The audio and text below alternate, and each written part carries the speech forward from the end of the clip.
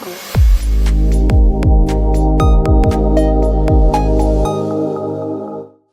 അപ്പോൾ എല്ലാവർക്കും നമ്മുടെ അടുത്ത വീഡിയോയിലേക്ക് വെൽക്കം. അപ്പോൾ ഇന്ന് ഞാൻ ചെറിയൊരു ഇൻഫോർമേറ്റീവ് വീഡിയോ ആയിട്ടാണ് കേട്ടോ നിങ്ങളുടെ മുന്നിലേക്ക് വന്നേക്കുന്നത്. നമ്മുടെ ചാനൽ സബ്സ്ക്രൈബ് ചെയ്യാത്ത ആരെങ്കിലും ഈ വീഡിയോ കാണുന്നുണ്ടെങ്കിൽ സബ്സ്ക്രൈബ് ചെയ്യാനും ലൈക്ക് ചെയ്യാനും മറക്കരുത്.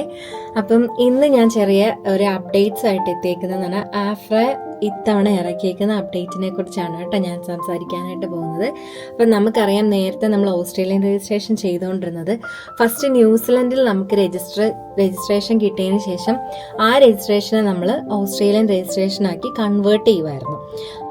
ആഫ്രയുടെ കറന്റ് അപ്ഡേറ്റ് പ്രകാരം ഇനി നമ്മൾ അങ്ങനെ ഒന്നും ചെയ്യേണ്ട ഒരു ആവശ്യമില്ല. നമുക്ക് ഡയറക്റ്റ് ഓസ്ട്രേലിയൻ രജിസ്ട്രേഷൻ ചെയ്യാമെന്നാണ് ഇപ്പോൾ ഉള്ള പുതിയ അപ്ഡേറ്റ്. ഞാൻ രജിസ്റ്റേർഡ് നേഴ്സായിട്ട് വർക്ക് ചെയ്യുന്ന, അതായത് UK, അയർലൻഡ്, USA, അതുപോലെ തന്നെ സിംഗപ്പൂർ, സ്പെയിൻ, കാനഡ എന്നീ 6 രാജ്യങ്ങളിൽ വർക്ക് ചെയ്യുന്ന നഴ്സുമാർക്ക് 1800 മണിക്കൂറാണ് അവർ ആവശ്യപ്പെടുന്നത്. അതിന്റെ ക്രൈറ്റീരിയ അനുസരിച്ച് 1800 മണിക്കൂർ നമ്മൾ വർക്ക് ചെയ്തിട്ടുണ്ടെങ്കിൽ, ഈ പറഞ്ഞ ഏതെങ്കിലും രാജ്യത്ത് നമ്മൾ രജിസ്റ്റേർഡ് നേഴ്സായിട്ട് വർക്ക് ചെയ്തിട്ടുണ്ടെങ്കിൽ നമ്മൾ ഓസ്ട്രേലിയൻ രജിസ്ട്രേഷൻ ചെയ്യാനുള്ള എലിജിബിൾ ആണെന്നാണ് ഇവർ പറയുന്നത് കേട്ടോ.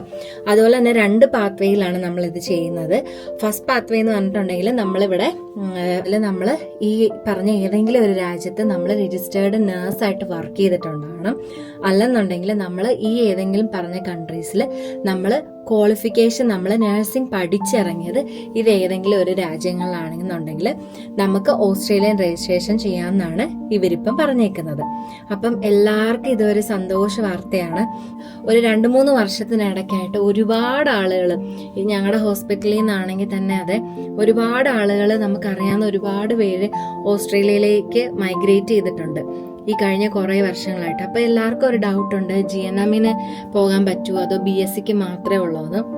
എല്ലാ GNMകാർക്കും നമുക്ക് അപ്ലൈ ചെയ്യാവുന്നതാണ്. പേപ്പർ വർക്കും കാര്യങ്ങളൊക്കെ സെയിം തന്നെയാണ്.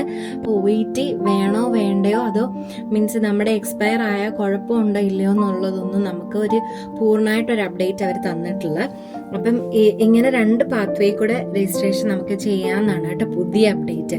അപ്പം എല്ലാവർക്കും ഇതൊരു ഇൻഫോർമേറ്റീവ് വീഡിയോ ആയിട്ട് കിട്ടിയെന്ന് വിചാരിക്കുന്നു. അപ്പം എല്ലാവർക്കും സന്തോഷമായില്ലേ? അപ്പോൾ ഓസ്ട്രേലിയയിലേക്ക് പോകാനിരിക്കുന്ന ആളുകൾക്ക്, മീൻസ് പോകാൻ ആഗ്രഹിക്കുന്ന ഒരുപാട് പേർക്കും ഇതൊരു ഭയങ്കര സന്തോഷ വാർത്തയാണ്. അപ്പോൾ ഇനി അടുത്ത വീഡിയോയിൽ കാണുന്നത് വരെ എല്ലാവർക്കും ബൈ.